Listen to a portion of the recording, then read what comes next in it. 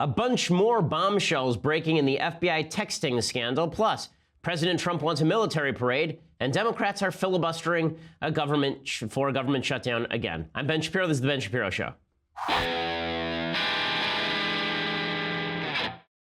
Yes, many things are happening. The Democrats are claiming that the end of the republic is upon us. Why? Because President Trump wants a parade, you know, with shiny things and toys and tanks and such. It's going to be awesome. Democrats are very upset about it. However, they say it's the end of the republic. However, if we're going to talk about the end of the republic and the destruction of governmental norms, I have a few notes on that. First, I want to say thank you to our sponsors over at Upside.com. So, when you book your business travel, there is only one good way to do it. The way to book your business trip is at Upside.com. We use it here at the Daily Wire. Whenever I book through Upside.com. And when you do, you will get a better business travel experience that you deserve and a free pair of Bose SoundLink wireless headphones. First, here's why you'll love Upside.com. So first of all, Upside has concierge service. I mean, we're talking 24/7 to make sure your flight, hotel, rental car, all go off without a hitch. They're available on demand by chat, phone, and email whenever you need them. Only Upside monitors your business trip around the clock. They proactively keep you posted on everything from the weather in the city you're going to changing your flight home so you can adjust your meeting schedule. You don't get this level of service with any other travel website. And right now,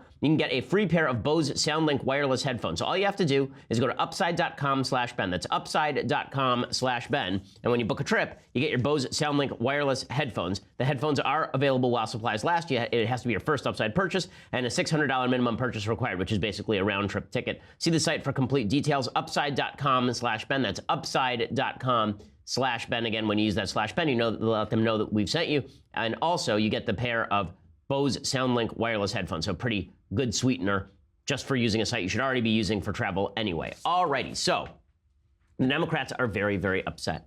Chuck Schumer, sounding off, Senate Minority Leader, he says that our government is becoming degraded. Republicans are silent about Trump.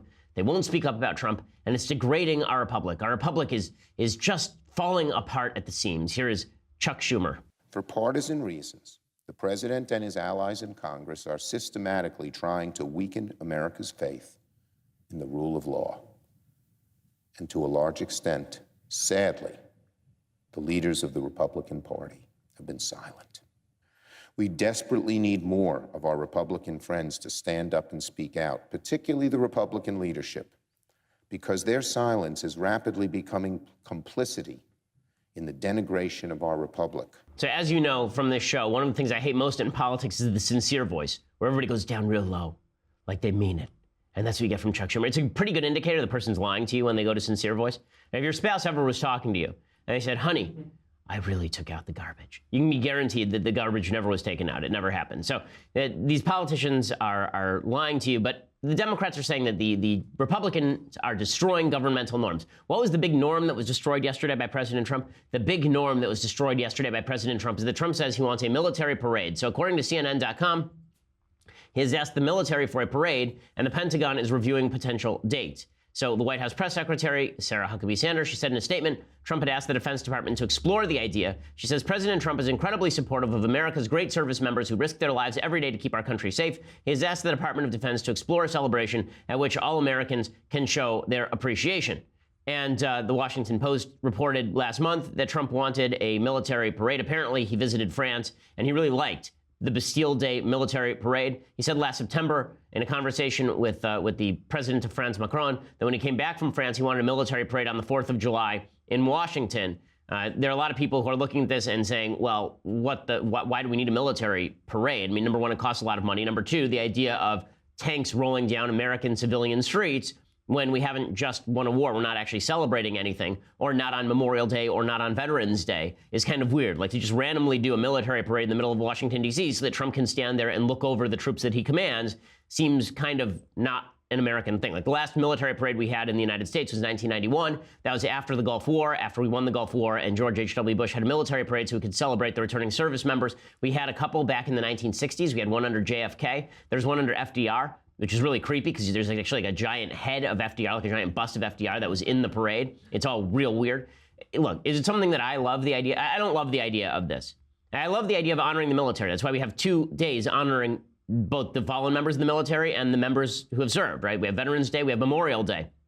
And we should all take time out and we should pay homage to the military. That's something that we should do on a regular basis. But the idea that Trump wants his military parade so he can stand there and look over it, I find kind of weird. again, appreciation for the military is one thing. Trump wanting to imitate France because look at all the pretty jets seems to me a little bit weird as well. Is it, however, the end of the world? Is it something where you look at it and you go, this is destroying the fabric of the republic? No.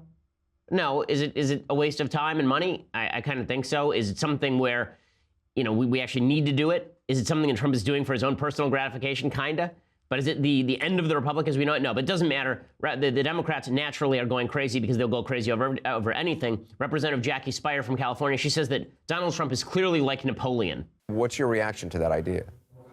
I was stunned by it, to be quite honest. I mean, we have a Napoleon in the making here, and I believe that we have so many issues around the world in terms of preparing for wars that are ongoing and wars that may be, you know, in the offing because of what's happening in North Korea, that I would say that it's really a waste of money.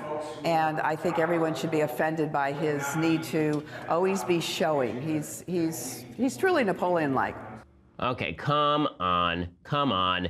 Just silly talk. Okay, and then Jeff Flake gets up yesterday on the floor of the Senate. We discussed that President Trump had said the Democrats, or he joked, the Democrats were participating in treason when they didn't clap for him in the middle of the State of the Union, which, as I said, was a dumb remark. He was obviously joking. Jeff Flake, who is not running for re-election in the Senate in Arizona because he would probably lose, he has now made it his mission to go on the floor of the Senate every chance he gets and say things about Trump so that he can presumably primary him in 2020. Here is the senator from Arizona. I wish I could stand here today and say that my words of last October have been proven wrong, that I had been unfair to inveigh against the daily sundering of our country, that I had been mistaken about the personal attacks, that I had exaggerated the threats against principles, freedoms, and institutions, the flagrant disregard for truth and decency. I have seen the president's most ardent defenders use the now weary argument that the president's comments were meant as a joke, just sarcasm, only tongue-in-cheek. But treason is not a punchline, Mr. President. Okay, so, you know, again, is this over the top? Yes. Is it, listen, should Trump have said any of that stuff? No, but the idea that Trump is degrading the republic beyond belief. Okay, the election of Donald Trump versus Hillary Clinton was the worst choice ever. Okay, remember, all the way back, forget about what Trump has done since that I like, all his policies. The election between Donald Trump, a guy who's manifestly character-free in many ways, and Hillary Clinton, the most corrupt politician in modern American history, that was not a good election. Okay, if we're going to talk about stuff that degrades the republic, however, stuff that has real impact on the republic, we can't start with Trump saying stuff about military parades or suggesting that Democrats were treasonous for not clapping for him. As I mentioned yesterday, Democrats said for years that you were treasonous if you did not sufficiently support Barack Obama's agenda. They said it over and over and over. They suggested the Tea Party were actual terrorists for not supporting Barack Obama's big spending agenda. All of that was stupid. None of it made any sense. But nobody said at the time that this is the death of the republic. They say it because it's Trump. And of course, Democrats are going over the top about all this stuff because this is where they think they're going to win. They think they're going to win by just crying not normal over and over and over. Joe Biden did this as well. Joe Biden comes out and he says that Trump is a joke doing everything that Vladimir Putin ever wanted. This is the first president to make a full-throated, unvarnished attack on the entirety of the FBI. What do you think they're thinking in Moscow? This is doing everything that Putin ever wanted. I just marvel at some of the things he says and does. Like, what, 2 days ago, anybody didn't stand up and clap for him was un-American and then maybe even treasonous? I mean, they say it was tongue-in-cheek. Democrats can't take a joke. Well, let me tell you, he's a joke. No, he's a joke. So Biden obviously wants to run in 2020 as well. Remember, Joe Biden is the guy who got up in the middle of the 2012 election cycle and said Mitt Romney wanted to put you all back in chains. Or if that's not the definition of treason, you know, if that wouldn't be him calling Romney a traitor, I'm not sure what would be. That he wants to enslave his fellow American citizens. It's an astonishing claim. So, you know, Democrats are claiming that Trump is destroying the republic. But who's really destroying the republic? Who is really making the institutions of the republic less than credible?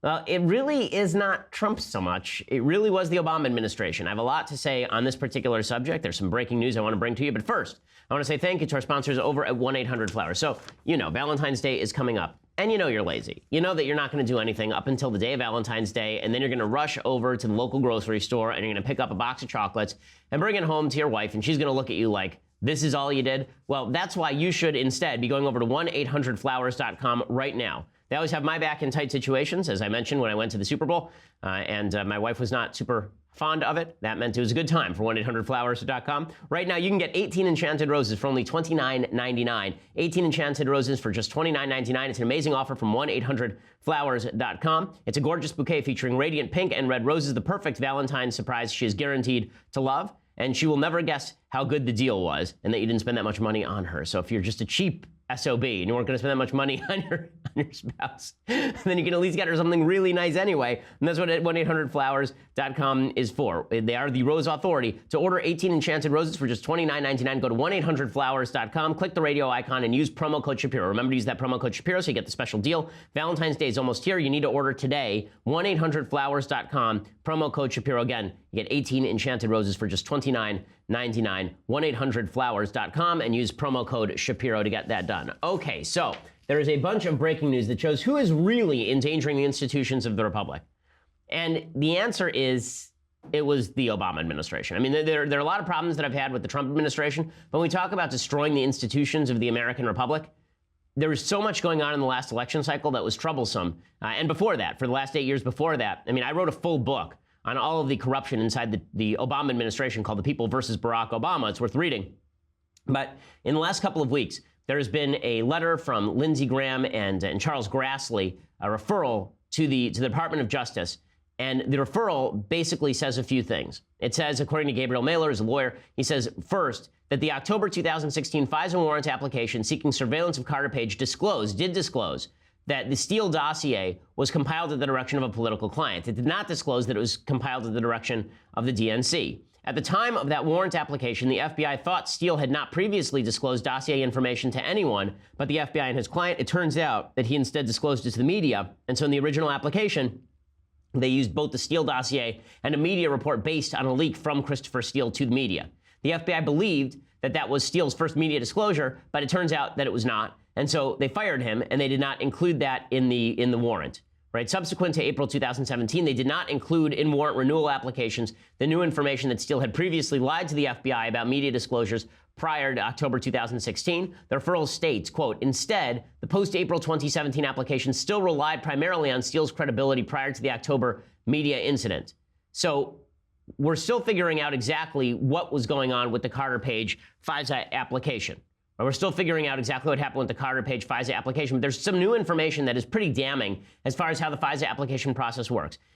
The most honest take here, I think, is that the FISA application process is deeply flawed. Since the initiation of the FISA courts, which is back in, I think, 2002, 2003, since the initiation of the FISA courts, there have been a grand total of something like 21 FISA applications that have been turned down by the FISA court. So basically, the FBI brings information to the FISA court and they rubber stamp wiretaps. That's a serious problem because in this particular case, the information that the wiretap of Carter Page was based on was really sketch. Not only was it really sketchy, it may have come directly from Hillary Clinton. So we already know the Steele dossier, this dossier that was compiled at the behest of Fusion GPS, which was being paid by the DNC. That Steele dossier was used as the basis for the FISA warrant, or as the primary basis for the FISA warrant against Carter Page. We already know the DNC was paying for it, but we are now finding out that that wasn't the only way that Hillary Clinton was funneling bad information to the FBI, or may have been doing so. According to a report from Mark Hemingway over at the Weekly Standard, the FBI is now investigating a second Trump dossier. This one is complete with information allegedly compiled by a Clinton crony named Cody Shearer. Natasha Bertrand of The Atlantic says she's seen the memo and that it covers, quote, a range of allegations concerning the president's personal behavior and financial transactions. According to Bertrand, Obama's State Department special envoy to Libya, a guy named Jonathan Weiner, passed information from Shearer, who is a Hillary buddy, on to British spy Christopher Steele, who was busily compiling opposition research on Trump on behalf of the DNC and Hillary Clinton via Fusion GPS. So here's how the chain of information went.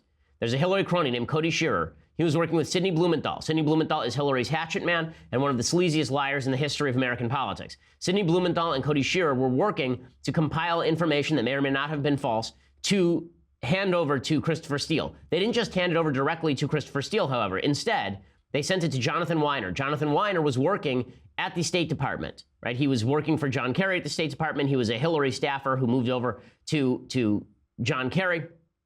And so the State Department then funneled that information not to the FBI, but to Christopher Steele, who included it in the Fusion GPS dossier, which eventually was forwarded to the FBI. So it looks like the State Department being militarized on behalf of Hillary Clinton to funnel information to Christopher Steele, who would then send it to the FBI, which would then look to target the Trump campaign, right? That's what this chain of information looks like. That's really, really dirty stuff. Right? Hemingway rightly sums up, if the Guardian report is accurate, the FBI had better have a very good answer for why it's looking at information compiled by the likes of Cody Shearer. And if Steele otherwise incorporated Shearer's information into his own dossier, it raises even more serious questions about what the FBI knew about the reliability and provenance of Steele's information, which all makes the Page FISA request look shoddier and shoddier. If the FBI knew that Steele's information came from Hillary's buddy and was funneled through the State Department, that's damning stuff. It looks like the militarization of the State Department and then perhaps of the FBI on behalf of the Hillary Clinton campaign. Now, that would not be a supreme shock if the FBI was biased on behalf of the Hillary Clinton campaign. Late on Tuesday evening, Fox News released a new shocking report on texts between FBI agents and lovers Peter Strzok and Lisa Page. Both of them, you'll recall, were fired from the Mueller investigation for bias against President Trump. So according to Fox News, Page, this is Lisa Page in relation to Carter, texted her lover Peter Strzok on September 2nd, 2016, with the news that FBI Director James Comey wanted them to prepare an update on ongoing investigations because, quote, POTUS wants to know everything we're doing, which sounds like Obama wanted to be updated on a routine basis on the Hillary Clinton investigation. Fox News says that this is about the Hillary investigation, not about Trump-Russia collusion. Now, what makes this weird is that Obama had said back in April of 2016 that he did not interfere in FBI investigations, that he didn't want to know what was going on in FBI investigations. This is clip 16. Here is Obama saying that he would never get involved in investigations directly. Previous presidents. Just to button this up. I guarantee it. I guarantee that there is no political influence in any investigation conducted by the Justice Department or the FBI, not just in this case, but in any case. And she will be full stop, period. And she will be treated no differently? Guaranteed, full stop. Nobody gets treated differently when it comes to the Justice Department because nobody is above the law. Even if she ends up as the Democratic nominee? How many times do I have to say it, Chris? Guaranteed. Guaranteed. But here he is saying, I want updates. Now, listen, he's the president of the United States. He can have updates on any case that he wants. Obviously, Trump has the same power. But the idea that Obama said that he was not going to get involved in any of these investigations, and then suddenly Obama was going on national TV and saying that he didn't know Hillary had a secret email server and he found out about it on the news, even though he was obviously emailing with her at her private email address. The fact that the FBI and the DOJ deliberately overlooked that, the fact that the FBI and the DOJ were coordinating on the Hillary email campaign, the fact that they were texting, I mean, those texts show that they wanted to go easy on Hillary because they thought that she might be the next president of the United States. All of this makes the FBI and the DOJ look incredibly dirty. Makes it all look really dirty. Molly Hemingway has a piece over at The Federalist talking about that Grassley-Lindsey Graham memo that has now been sent over to the DOJ. And again, according to that letter, it says it appears the FBI relied on admittedly uncorroborated information funded by and obtained for Secretary Clinton's presidential campaign in order to conduct surveillance of an associate of the opposing presidential candidate. It did so based on Mr. Steele's personal credibility and presumably having faith in his process of obtaining the information, but there is substantial evidence suggesting that Mr. Steele materially misled the FBI about a key aspect of his dossier efforts, one which bears on his credibility.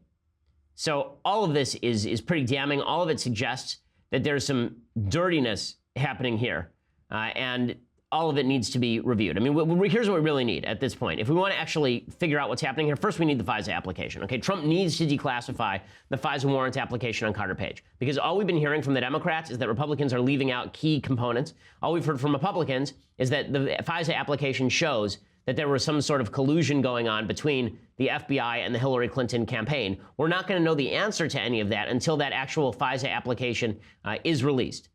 Now, what this seems to me is that there's two possible theories. One is that the Trump campaign was being targeted by the FBI on behalf of Hillary Clinton. The other is that the FISA applications that are sought by the FBI are really shoddy on a regular basis. Right? If it's the latter, then we have a very deep systemic problem with the process. If it's the former, then we have a very deep systemic problem with the quote-unquote deep state and the FBI. I always tend to attribute, this sort of stuff to stupidity and incompetence rather than malice. But I can't take malice off the table because I just don't know at this point. Right? Trey Gowdy was already on TV last night, essentially hinting that it was the Hillary Clinton campaign sending information to the State Department forwarded on to Steele, which was forwarded on to the FBI in a pipeline of information. Here is the representative from South Carolina. So weeks before the election, somebody in the Obama State Department was feeding information from a foreign source to Christopher Steele. When you hear who the source, or one of the sources of that information is, you're going to think, oh my gosh, I've heard that name somewhere before. Where could it possibly have been? And the foreign source? the domestic source, and I'm trying to think how Secretary Clinton defined him. I think she said he was an old friend who emailed her from time to time. Sidney Blumenthal? That'd be really warm. You're warm. Yeah. So it is Sidney Blumenthal, apparently, according to Trey Gowdy, all of which should be deeply troubling to anyone of decent mind. Meanwhile, I mean, if you want to know who's destroying the institutions in the United States, it doesn't help when Trump attacks institutions wrongly. I've attacked him when I thought that he was doing so. But it was the Obama administration that was compromising the integrity of these institutions. And it was these institutions who are apparently compromising their own integrity with either bad intel they were funneling to the FISA courts, or FISA courts who aren't willing to do the work necessary to suss out whether an American citizen ought to have a warrant put on him despite lack of evidence, all of which is deeply troubling. Right? Again, the Democrats are willing to believe pretty much anything. Adam Schiff, the Democrat, he essentially said yesterday that he was caught on tape being pranked by radio hosts who claimed they had naked pictures of Trump. That just shows how willing the Democrats are to believe anything about President Trump. Okay, and so Buzova met with Trump in New York at some point after the 2013 Miss Universe. Yes, absolutely. And she got compromising materials on Trump after their short relations. Okay. And what's the nature of the compromise? Well, there were pictures of naked Trump. Okay. And so Putin was made aware of the availability of the compromising material? Yes, of course, Buzova shared those materials with Sobchak, and Sobchak shares those materials with Putin, because she's Okay, so good stuff there. Obviously, Adam Schiff getting pranked by a couple of Russians who are calling him up and saying that he is that he is apparently going to be given pictures of naked Trump. Whatever gets your rocks off, apparently. In a second, we are going to discuss the latest episode in Government Shutdown, because I guess we're going to have to do this every couple of weeks here. But first, I want to say thank you to our sponsors over at Blue Apron. So Blue Apron is the leading meal delivery kit service in the United States. And a lot of people may know what they do, but they don't know how good the recipes are. Okay, we're talking about seared steaks and thyme pan sauce with mashed potatoes, green beans, and crispy shallots in under 45 minutes. Short rib burgers with a hoppy cheddar sauce on a pretzel bun, right? This is gourmet stuff. You're making it in your own kitchen. It's the #1 fresh ingredient and recipe delivery service in the country.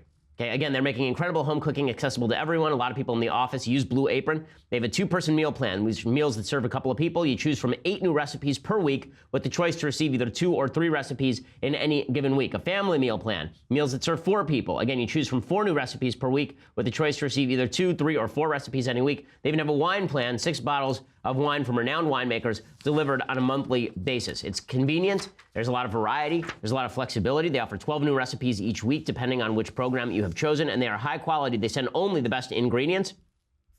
And the Blue Apron is treating my listeners right now to $30 off our first order if you visit blueapron.com/Shapiro. Again, that's blueapron.com/Shapiro. You get $30 off your first order. And I mean, these things sound amazing. They sound amazing. Strip steaks with potatoes and spicy maple collard greens. And come on. This is good stuff, and you're going to be making it in the convenience and privacy of your own home with your family. I love cooking with my daughter at home. You'll love cooking with your own children as well. Blueapron.com/Shapiro. You get $30 off your first order when you visit blueapron.com/Shapiro. Okay, so with all of that said about the compromising information regarding the Carter Page FISA warrant, we need to see the actual FISA application. And if we don't see the actual FISA application, it's just going to turn into everybody accusing everybody else of treason all the time. And that is not going to be beneficial for the Republic in any way, shape, or form. Meanwhile, in another development that is certainly not going to help the tenor of political conversation in the country, we're now on the verge of another government shutdown. So this is exactly the same as the last government shutdown, as I predicted, right here on this program. No deal has been made on DACA, nor will any deal be made on DACA. Remember, we have until, I believe, next week for them to reach some sort of continuing resolution, or I guess tomorrow. For them to come up with any continuing resolution to continue to fund the government. Republicans, of course, are fine with continuing resolutions funding the government. I've spoken with a sitting United States Senator, a Republican, who's livid over this. He says, why is it that Republicans can never just go through regular order? Regular order is the process whereby each department of the government is funded individually. You don't have omnibus projects that are budget packages that are all wrapped up together. Instead, you have each provision being debated openly and freely on the floor of the Senate. That has not happened. Instead, there's a continuing resolution to continue funding the government at current levels. Essentially, as the senator put it to me, this is a pilotless plane. It's a ghost plane. It's essentially the American budget is now a ghost plane. Nobody has control over it. It just keeps flying because nobody is willing to actually sit down and hammer out a budget. If they do hammer out a budget, it only grows in size and scope. Right now, the debate over the continuing resolution is whether or not the Democrats will allow the government to continue to be funded if no DACA deal is cut or no promise of a DACA deal is made. Now, the Trump administration has already offered a deal. That deal is extraordinarily generous. That deal includes the legalization of 1.8 million illegal immigrants and a pathway to citizenship for 1.8 million illegal immigrants. It also includes the possibility of the importation of another 4 million legal immigrants into the United States, right, through chain migration, which would come to an end, but only gradually over the course of the next 20 years. Right? All of that, the Democrats have decided, is of no merit. Instead, they just want a full-on DACA right now. They want a full amnesty. They don't want to spend any money on the border wall. They don't want to spend any money on border security. It's really absurd. And so Trump is responding how you would expect Trump to respond, by saying, listen, you want to shut this down over immigration again? Fine, shut it down over immigration again. You did it like 2 weeks ago, and it was a complete fail on your part. If we don't change it, let's have a shutdown. We'll do a shutdown, and it's worth it for our country. I'd love to see a shutdown if we don't get this stuff taken care of. So we have to strengthen our borders, not by a little bit, but by a lot. We are so far behind the time. And by the way, the world is laughing at us because they can't believe these policies. They don't have it. I could name 15 of them right now. No other country in the world has what we have. And we're going to get it stopped. And if we have to shut it down because the Democrats don't want safety, and unrelated but still related, they don't want to take care of our military, then shut it down. Okay, we'll go with another shutdown. Right, now Trump continuing to say shut it down, shut it down, shut it down is not good politics. He should be blaming Democrats for the shutdown, saying, listen, I want the budget, you want the budget, everybody wants the budget. They won't give it to us because of DACA. That would be the smarter way to do this. But what he's saying is essentially correct, that if the Democrats decide to shut this thing down over immigration, again, I don't understand how this is any different than it's been since we did this like 2 weeks ago. Remember, we did this 2.5 weeks ago. And at the time, Chuck Schumer argued that we should shut down the government over DACA. It failed. The shutdown started Friday, it ended Monday. And he got essentially nothing for his trouble other than some bad poll numbers. So Trump is exactly right here to hold the Democrats' feet to the fire. And John Kelly, who is very, very hawkish on immigration, Trump's chief of staff, he spoke to the media yesterday. He said, listen, we've offered a lot more than other people have offered. He makes a comment in here that Democrats are seizing on and trying to claim as racist, of course, because that's the way this works. The president sent over what amounts to be 2.5 times that number to 1.8 million. The difference between 690 and 1.8 million were the people that some would say were too afraid to sign up, others would say were too lazy to get off their, but they didn't sign up. So the president shockingly said, okay, 1.8 million, and then probably the biggest shock was in a path to citizenship. That's beyond what anyone could have imagined, whether you're on the right or the left. So people on the left went crazy over this. How could John Kelly suggest that some people were too lazy to sign up for DACA? Okay, maybe some of them were lazy, maybe some of them were not. That's not the main point here. Right? The fact is that a lot of people didn't sign up for DACA specifically because they were concerned that if they signed up and then Trump revoked DACA, they would now be on the government's radar. So I don't think that's quite fair of the White House chief of staff. That said, this is not a winning issue for Democrats. It doesn't matter. They are beholden to their radical Democratic base. And that's the one thing that Trump always can count on here, is that no matter what crazy stuff Trump does, the Democrats will do something even crazier. So Nancy Pelosi has decided to get up and filibuster. She may still be filibustering this DACA. They're calling it a DACA buster because it's not technically a filibuster in the House. She says she's going to get up there and she's going to talk and talk and talk and talk. As of this speaking, she's still talking. I believe she's 9 hours in at this point. And she's still jabbering on about why it is that we can't pass a budget, why we can't fund the government, because we need to instead cut a deal legalizing all illegal immigrants, not just in exchange for border security, but just plainly. So here's Nancy Pelosi starting to jabber about this today. The Republican moral cowardice must end. Members of Congress are trustees of the people and of our nation. Why are we here if not to protect the patriotic young people who are determined to contribute and to strengthen America? So I'm going to go on as long as my leadership minute allows. I want to speak to the Bible in Luke 10:25-37, the parable of the Good Samaritan. And there's nothing I like better than when Nancy Pelosi, an abortion fanatic, quotes the Bible. It's one of my favorite things. She should definitely quote the parts of the Bible talking about God knowing you before you were born. She should definitely quote the parts of the Bible talking about the value of life. She should definitely talk about the parts of the Bible talking about same-sex marriage. She should talk about all the parts of the Bible that are a little less convenient for her than these broad-based notions that we have to take in every immigrant on earth, which of course is not true and is not necessarily mandated by the Bible. The Bible is full of walls, right? The Bible is full of injunctions about who can marry whom and which people are allowed to intermingle with which other people. The idea that the Bible is an open borders document is relatively belied by the text of the Bible itself. So, no. And by the way, that's not a suggestion that the Bible itself is against intermarriage with regard to race, for example. That's a suggestion that the Bible is very much in favor of boundaries that establish the sanctity of certain practices and the sanctity of certain populations, right? I mean, obviously, the Bible is all about the sanctity of the Jewish people, at least in the Old Testament, and it says that they are people to be kept separate in certain ways. So the Bible is not all about the idea of full-on everybody gets to come in and every person is of the same mindset. That's just silliness. All of this is to say that Nancy Pelosi is now willing to shut down the government again over DACA. The Democrats are willing to shut down the government again over DACA. This is a big mistake by them. It is a huge mistake by them.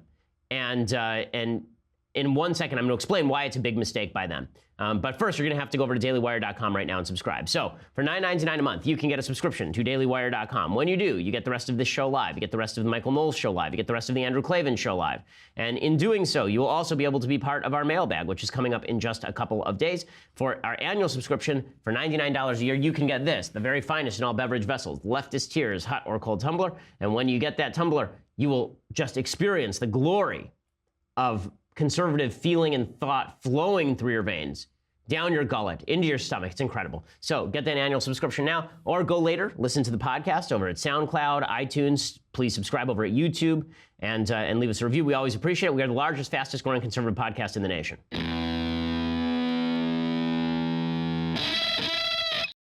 So one of the reasons that it's so stupid for Democrats to claim that they want to basically shut down the government over DACA is because the Democrats are constantly wanting to cut the military budget. And Trump sort of made reference to that a little bit earlier when he said that the Democrats are willing to let the military go unfunded in order to protect illegal immigrants. Democrats are constantly looking to cut the military. At the same time, they're looking to expand the budget for social services and various other spending initiatives. And General James Mattis, former General James Mattis, Secretary of Defense, he came out and he says, listen, the worst thing that can happen right now is for us not to end sequestration. Sequestration was a budget cap that was put in place. The Democrats insisted that half of the budget cap come from cuts to military spending because Democrats are anti-military. And here is what Mattis had to say about that in his testimony yesterday. We need you to pass a budget now. If we are to sustain our military's primacy, we need budget predictability. Congress must take action now to ensure our military's lethality is sufficient to defend our way of life, to preserve the promise of prosperity, and to pass on the freedoms we enjoy to the next generation. And I ask that you not let disagreements on domestic policy continue to hold our nation's defense hostage. Now, this is always the one place where Democrats are willing to cut the budget. They're never willing to cut the budget anywhere else. As an example, Democrats are now calling for a new child and family leave plan, one that is more generous, supposedly, than the one that's being pushed by Ivanka Trump and Marco Rubio. So Senator Rubio and Ivanka Trump are trying to come up with a paid family and medical leave program that would essentially allow you to take money out of your Social Security to cover your paid family and medical leave. And the Democrats, people on the left, very upset about this. They say instead that we should just have the government borrow from the Chinese, essentially, to pay for it. Elizabeth Bruning writes a piece over at Washington Post suggesting that it is our obligation, all of our obligation, to pay for other people to take paid family and medical leave. She writes, early in the 5th century, the theologian St. Augustine of Hippo noted something about families and society that in his era was simply conventional wisdom. After the city or political community comes the world, following the convention that treats the household, city, and world as 3 successive levels of human society. For the ancients, families were the first and smallest of societies, units of cooperation and order within which people learn to get along with others. Together, families form political communities, cities, as Augustine put it, and together, these political communities made up the world, which was a society of communities. Peace and order in each contributed to the peace and order of the next, and thus society had an interest in fostering functional families, and families had an interest in forming functional societies. Okay, all of that is true. But what she's about to suggest next is that it is the job of the government to ensure that we pay you to stay home with your baby for the first 6 weeks. She says, what sense it all made, and how strange it is to have completely dismissed the idea in modern thought. Our world is one of individuals making a series of contracts and agreements with one another in hopes of getting the most one can out of the world. The lives of the others are none of our business, and ours are none of theirs. Nowhere is this clearer than in conservative policy making, where family policy is absurdly individualized. And she makes the contention, essentially, that we should turn the family into a government concern again.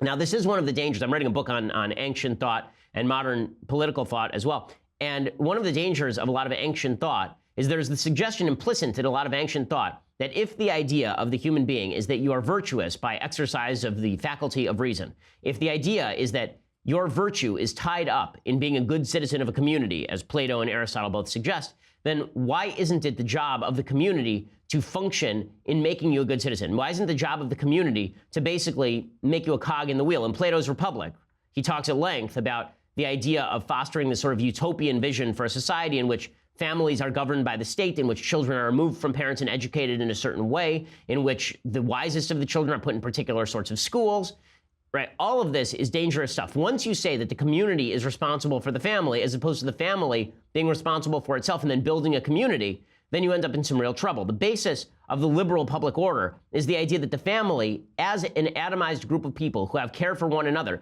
take care of one another, and then they, together with other families, form a community. Not that the community is designed to form families, and that if you try top down to have the community form families, all you end up with is the community dictating to families what should and should not be true. Because the same government that can provide you paid family leave is the same government that can tell you that you need to educate your child in a particular viewpoint about the world.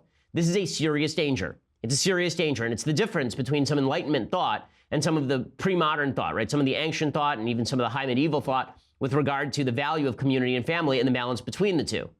Essentially, after the High Middle Ages and after the Renaissance, there was a feeling that was beginning to grow because of the high levels of warfare that centralized state power was a problem, and that the best thing that you could do was devolve authority back down to the lowest level, which meant, in essence, the individual and the family. And that authority sprang from the individual and the family. This is the idea of John Locke, right? That there's a social contract that is made by people who originally existed in a state of nature. That state of nature, by the way, does not mean that there was no government and no state. It just means a state of nature in which there were very few rules, right? There were self-organized communities, but there was no monopoly of the use of state force, is the idea of the state of nature. And the idea in Locke, as well as in other philosophers, like Machiavelli actually even talks a little bit about this. The idea in some of these sort of first modern philosophers and the ones that most led to the American founding, right? The idea there is that family predates society. And so the authority that society has comes from the family, not that the society's job is to create the family out of whole cloth.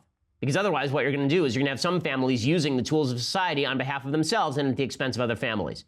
But this is a little too complex for Elizabeth Brudig's take. She goes all the way back to Augustine and to some of the ancients who suggest that the state's job is to uphold the family. By the way, that is unclear from Augustine anyway, right? Augustine's correct when he says that when you look at the three levels of society, you're looking at family and then community and then society at large. That is true, right? Of course that's true. But Augustine was also the same guy who proposed the complete separation of the city of God and the city of man. The idea being there's a spiritual world and then there's also a physical world. Augustine's words were used to justify virtually every regime, ranging from republics to dictatorships. Right? But in any case, Elizabeth Brudig over at the Washington Post, she writes, considered the paid parental leave plan teased in President Trump's State of the Union address, which has now gained traction with Rubio and Ivanka Trump. The plan, described as a budget-neutral approach to parental leave by advocates, would allow parents to draw from their Social Security benefits early to fund their parental leave, then require them to delay the collection of retirement benefits by some yet-to-be-calculated period of time. Participation would be strictly voluntary. Okay, I don't see the problem with this proposal. By the way, we should increase the age of Social Security benefits anyway. It's ridiculous that it is currently where it is. The fact is we cannot pay for Social Security. It's been in the red since 2010, paying out more money than it has been taking in. Anyway, this author continues, it's a highly individualized way of dealing with the facts of family life, which by their nature are communal issues. The facts of family life are not by nature communal issues. They're not by nature communal issues. The facts of family life are by nature private issues, and communities are formed by those families. Again, we have to figure out how the communities are formed. Suggesting that community predates family is historically inane. It's not true, right? Families create communities. There's not, I mean, just look at the Western settlers in the United States. There's a series of families who came out west, and they would settle down with other families, and then they would create a community. It wasn't a community that pre-existed the family. It wasn't a bunch of individuals who went out, created a society, and then families moved in. That's not the way that this typically works. But she says, babies and children need caregivers. Mothers and fathers need full time and money to give care. Elderly grandparents and great-grandparents need companionship and assistance. And typically speaking, historically speaking, that was not a duty of society. That was a duty of the family. Right? Babies and children were given care by members of the family. Right? A husband and a wife decided how they were going to care for children. This is how it works in my family. And my wife and I decided exactly how the kids were going to get taken care of. The grandparents chip in a lot, and we help pay for a nanny, and I'm home a lot, and my wife is home. Right? Mothers and fathers need time and money to give care.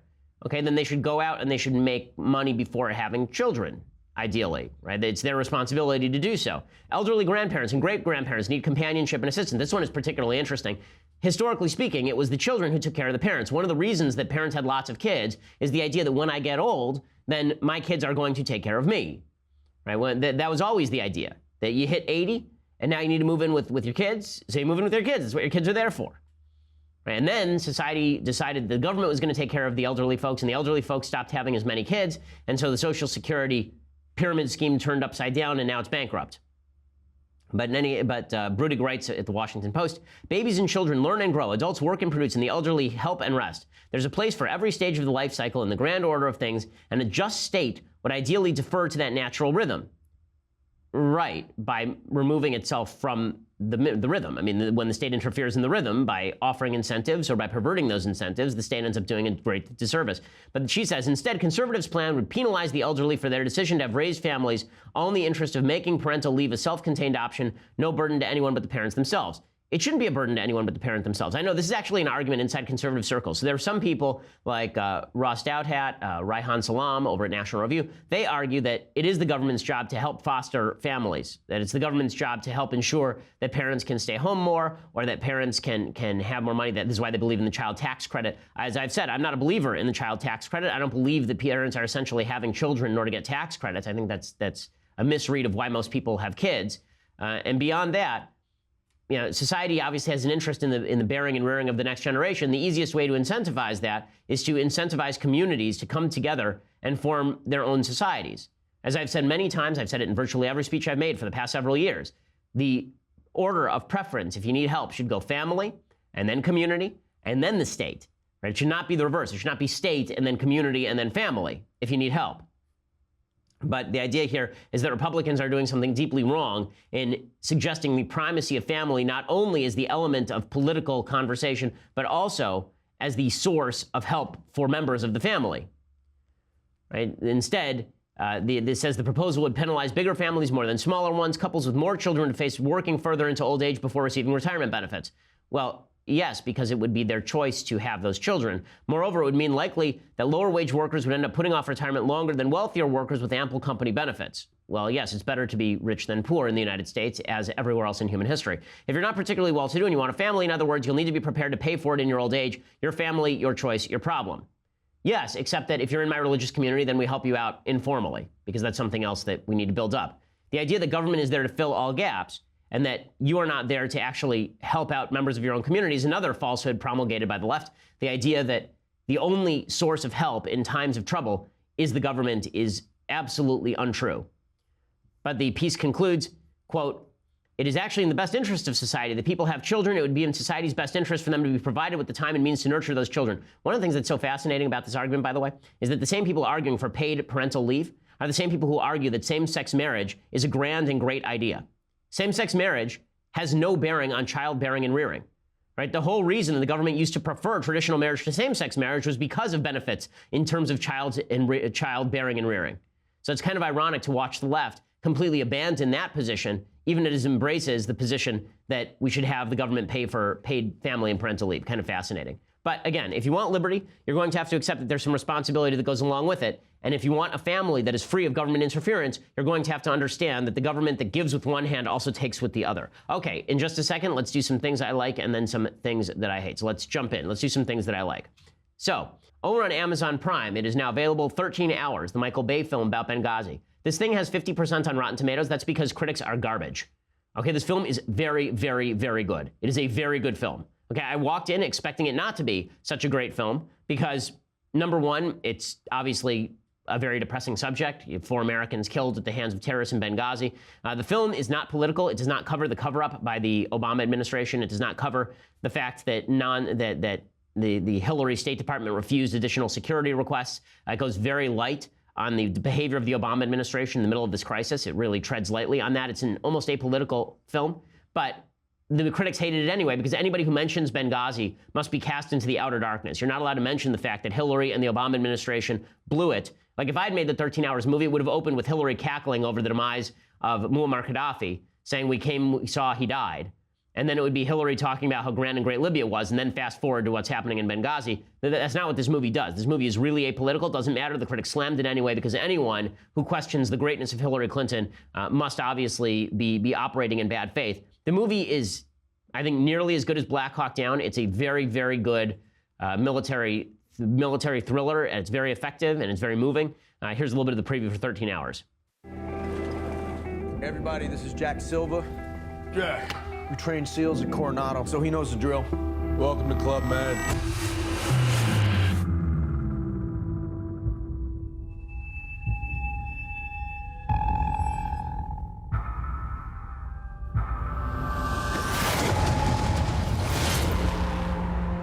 We need immediate assistance. We are overrun. State's under attack. Let's go, man. State's under attack. Let's go. We gotta move. If you do not get here soon, we are all gonna die. You have a U.S. ambassador at risk. The ambassador is in his safe haven. You're not the first responders. You're the last resort. You will wait. None of you have to go. But we are the only help they have. Okay, so the movie itself is quite good. I think it's Michael Bay's best film, actually. It's subtle. It really works. It's got a lot of momentum. And it is pathetic that the critics decided that this was only worthy of a 50% review because it was mean to Hillary Clinton, supposedly. Just absurd. Just an absurd... Again, I've been railing against the critics all this week because I don't know whether Black Panther is good or bad. It might be good. It might be great. It might be bad. I have no clue because it has 100% on Rotten Tomatoes, and half of the reviews are all about how important the film is. There's an idiotic tweet out from Salon.com talking about how Black Panther is important because it's the first blockbuster release format featuring a black hero front and center. Yes, except for all of the other ones, right? Except for Independence Day, except for Blade, except for Hancock, except for every Jamie Foxx movie, except for Django Unchained, except for Shaft, except for all of those, it's the first one. You can't trust the critics, I think, is the bottom line here. There are certain movies where you can trust them, maybe on some of the big budget kind of superhero flicks that are not politically charged. You can trust them, but you can't trust them on drama that has any sort of political orientation.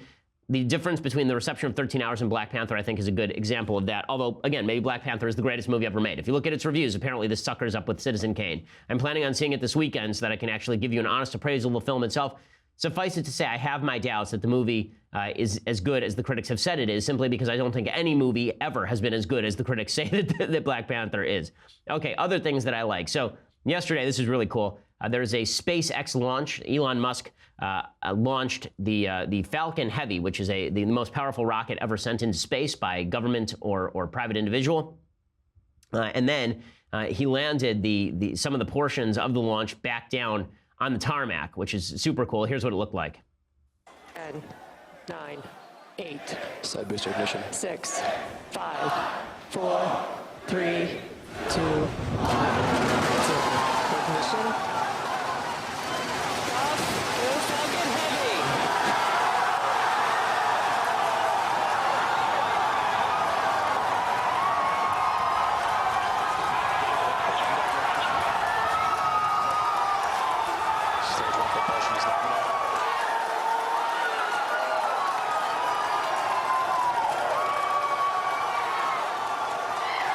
Okay, so pretty cool. And then you can see that the two of the pods ended up landing back down on the tarmac, right? Exactly where they're supposed to go. It looks like a ballet. It's really cool. Look how neat that is. And just as they can reuse them again, as opposed to sort of being destroyed or left in the ocean. Really, really neat. So it's designed to deliver a maximum payload to low Earth orbit of 64 tons, which is the equivalent to putting 5 double-decker buses in space. Instead, they sent his old cherry red Tesla sports car. So there was a shot of the Tesla sports car in space, and then there's a spacesuited mannequin strapped in the driver's seat, and the radio is set to play David Bowie's soundtrack on a loop. Apparently, the rocket was so powerful that it actually blasted them outside the elliptical orbit they were originally going for, and there's a chance that the car actually lands on Mars, which is pretty amazing. So it is essentially 3 of SpaceX workhorse Falcon 9 vehicles strapped together, and as the usual practice for SpaceX, all 3 boost stages returned to Earth to attempt controlled landings. 2 of the 3 came down The third booster was due to settle on a drone ship stationed several hundred kilometers out at sea, but it was unable to slow its descent by reigniting sufficient engines. It missed the target and was destroyed as it hit the water at some 500 kilometers an hour. But by then, the upper stage of the Falcon Heavy, according to the BBC, was heading on a trajectory that would hopefully take it toward Mars orbit. So pretty amazing stuff. Now, a lot of people are upset about this because they say that the government has sponsored Elon Musk with something like $500 million of subsidies. I promise you that they've spent a lot more on that than that on NASA.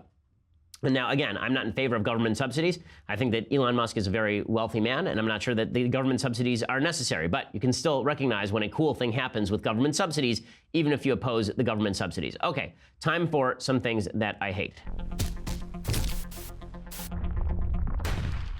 Okay, so there's a gay Olympian who's now saying that Mike Pence, Vice President of the United States, who is set to lead the Olympic delegation, should not do so. Why? Because he says that Mike Pence backed gay conversion therapy. We're going into the Olympics, and myself and Adam Rippon are the two first openly gay males competing in the Olympics, and it's just incredible to see how times have changed because of people like you and athletes in the past and so many people that have paved the way. But then to have someone leading the delegation that's like directly attacked the LGBT community and just a cabinet in general that just sort of stands against us and has tried to do things to set us back. It just seems like a bad fit. Okay, that is a lie. Okay, Mike Pence never supported gay conversion therapy, which is the therapy where people are given electroshock and essentially tortured in an attempt to create an association between the pain and homosexual thoughts, right? Pence has never supported that. There's no evidence that Pence has ever supported that. They've been hit with this accusation over and over and over. It is simply not true. It doesn't matter. Pence tried to reach out to this guy. This guy refused to talk to him, and so the media covered it as Pence tried to reach out to gay Olympian after gay Olympian accuses him of homophobia. That's not what happened here, okay? What happened here is that this guy lied about Mike Pence on national television, and the left has been lying about Mike Pence on national television about this stuff for quite a while. What Pence did say is that any sort of bill that includes funding for individuals who are seeking to have psychological therapy should include coverage for people who are seeking to change their own sexual orientation, right? Which could be talk therapy, right? It could be anything. The bottom line is what he's saying is that if we're going to give money to you for some sort of therapy, you get to choose the therapy that you want to choose. That is not the same thing at all as saying that Mike Pence is in favor of trying to shock gay people into not being gay anymore. That's absurd. But again, lies can travel around the world faster than the truth can put its boots on. Okay, other things that I hate. So an NPR music critic came out yesterday and said that Justin Timberlake embodies white privilege. Why? No one really understands why. Justin Timberlake's entire career and art is based on his ability to be smooth, to create music that seduces us with references to the past, with appropriations, with artful mixes, and never quite shows any struggle. But we are living in a moment of struggle, and we want our pop music to also reflect that struggle. Oh, and God, frankly, you're so Timberlake boring. now embodies You're that so phrase, boring. so often spoken today, white male privilege. Okay, we can It's stop just this not a idiot. good look for I'm so bored with her. It's white male privilege for him to use pop icons of the past for his music. That's white male privilege. Okay, then I think that we're going to, for the use of tonal music, we're going to have to credit every black star with using the rise of tonal music in the West, right? It's not true that tonal music exists everywhere equally on Earth. It's not true, right? I mean, there are different cultures that have different types of music. Pop music goes a lot more to the classical heritage in terms of the tones that it uses than it does for example, Indian music, right? I mean, like the country of India, or Chinese music. It owes a lot to Western music, right? The idea that cultural appropriation is not part and parcel of culture itself is absurd. The idea that Justin Timberlake embodied white privilege by singing songs that weren't protest chants, and that in order for the NFL to really have a pop star that mattered, the NFL had to have Beyonce do a Black Panthers routine again, is just absurd. But again, poisoning our culture is something the left is intent on doing and polarizing us along every possible line. Okay, we'll be back here tomorrow with much, much more. I'm Ben Shapiro. This is The Ben Shapiro Show. The Ben Shapiro Show is produced by Mathis Glover, executive producer Jeremy Boring, senior producer Jonathan Hay. Our technical producer is Austin Stevens, edited by Alex Zingaro. Audio is mixed by Mike Coromina. Hair and makeup is by Jesua Alvera. The Ben Shapiro Show is a Daily Wire Forward Publishing production. Copyright Forward Publishing 2018.